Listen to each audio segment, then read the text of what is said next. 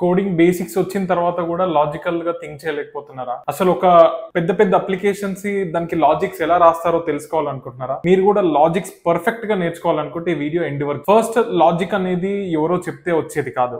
It's based on a process. మీరు ఒక process చేస్తున్న కొద్దీ లాజిక్ మీలో డెవలప్ అవుతుంది. ఫస్ట్ ఏంటంటే, ఇప్పుడు ఒక నర్సరీకి వెళ్ళాడు. నర్సరీ క్లాస్ స్టూడెంట్ కి నర్సరీ క్లాస్ అయితేనే చెప్పగలుగుతారు కానీ 10th క్లాస్ చేయలేడు కదా. అలానే ఏంటంటే, మనం ఇప్పుడు ఇక్కడ ఏంటంటే ఒక బేసిక్ కోడర్ వచ్చినప్పుడు ఫస్ట్ చిన్న చిన్న ప్రోగ్రామింగ్స్ చేస్తేనే మనకి పెద్ద పెద్ద ప్రోగ్రామ్స్ ఫ్యూచర్ లో చేయగలుగుతారు. ఇక్కడ మేజర్ ఏంటంటే, మనం 2 పార్ట్స్ గా దీన్ని డివైడ్ చేయాలి. ఫస్ట్ పార్ట్, అసలు డేటా ఫ్లో ని అర్థం చేసుకోవాలి. ఇప్పుడు మనం ఒక ప్రైమ్ నెంబర్ ఫైండ్ అవుట్ చేయాలనుకుంటున్నాం. ఇఫ్ కండిషన్ రాస్తాం, అసలు డేటా ఎలా ఫ్లో అవుతుంది, ఆ డేటా ఫ్లో అర్థం చేసుకుంటే, ఇప్పుడు చిన్నది అర్థం చేసుకున్నారు అనుకోండి, రేపు పెద్దది వచ్చినప్పుడు కూడా, అంటే ఇప్పుడు ఒక కంప్లీట్ మేనేజ్మెంట్ సిస్టమ్ వచ్చినప్పుడు కూడా ఆ డేటా ఫ్లో ని అర్థం చేసుకుంటేనే మీరు అలానే లాజిక్ బిల్డ్ చేయగలరు. ఫస్ట్ ఏంటంటే, కర్డ్ అప్లికేషన్ అని చెప్పాను, దాన్ని ఇంకోటి టు డూ అప్లికేషన్ అని కూడా అంటారు. ఆ కర్డ్ అప్లికేషన్ ఫస్ట్, అది చిన్న ప్రాజెక్ట్ అని కాకుండా కర్డ్ అప్లికేషన్ ఫస్ట్ చేస్తే మీకు ఈజీగా దాంట్లోనే అడ్వాన్స్ వెళ్తూ ఉంటేనే మీరు ఇట్లా ప్రాక్టీస్ చేస్తుంటేనే లాజికల్ బిల్డ్ చేయగలుగుతారు. కానీ ఒకటేసారి అయితే లాజికల్ బిల్డింగ్ రాదు. దీనికి మేజర్ గా మీకు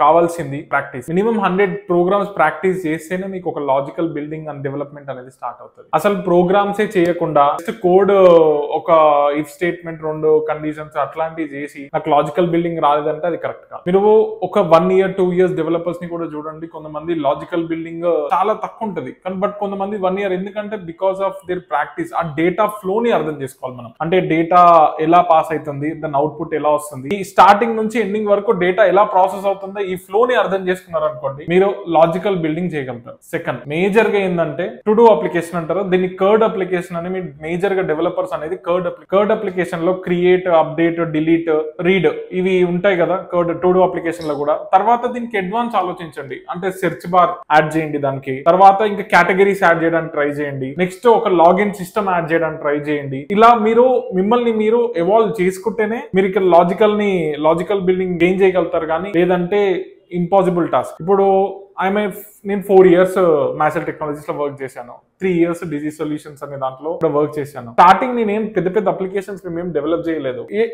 డే ఆన్ ద ప్రాసెస్, అంటే ప్రాసెస్ బట్టి ఆ ప్రాసెస్ తో పాటు మా లాజికల్ థింకింగ్ ఎవాల్వ్ అయింది. కానీ ఒకేసారి ఎవాల్వ్ అవ్వదు, అయితే గుర్తుపెట్టుకోండి. మీరు ఒకటేసారి నేను పోయి అమెజాన్ చేయాలి, ఇవన్నీ చేయాలంటే ఇట్స్ ఇంపాసిబుల్. ఏదైనా ఫ్రెష్ గా హలో వరల్డ్ ప్రోగ్రామ్ నుంచి స్టార్ట్ చేసిన వాళ్ళని అందరము హలో వరల్డ్ ప్రోగ్రామ్ నుంచి స్టార్ట్ చేసుకుంటూ చేయాలన్నమాట. మేజర్ మీరు ప్రాక్టీస్ ఇంకా ప్రాబ్లమ్స్ ఏమైనా ఉంటాయి కదా, సాల్వ్ చేస్తూ ఉండండి. మీకు లాజికల్ బిల్డింగ్ ఆటోమేటిక్ గా పెరుగుతుంది. ఇంకొకటి ఏం చేయండి అంటే, ఎవరన్నా కోడ్స్ ఉంటాయి కదా, వేరే వాళ్ళ కోడ్స్ చూడండి. ఆ కోడ్స్ చూస్తే వాళ్ళ లాజిక్ ఎలా రాశారు అని చెప్పి మీరు అది చూడడమే కాకుండా అది మీరు ఒక ప్రోగ్రామ్ రాసి ఇంప్లిమెంట్ చేయడానికి ట్రై చేయండి. ఇలా రాస్తేనే మీకు ఎవాల్వ్ అవుతుంది. ఇంకా మీకు సాఫ్ట్వేర్ ట్రైనింగ్ గురించి కానీ ఇంకా వేటి గురించి అన్నా మీకు ఇన్ఫర్మేషన్ ఎగ్జాక్ట్ ఒక డెవలపర్స్ నుంచి తెలుసుకోవాలనుకుంటే మాత్రం కమెంట్ చేయండి. మీకు దాని గురించి అది information as early as possible మీకు కూడా ప్రొవైడ్ చేయడానికి ట్రై చేస్తాను.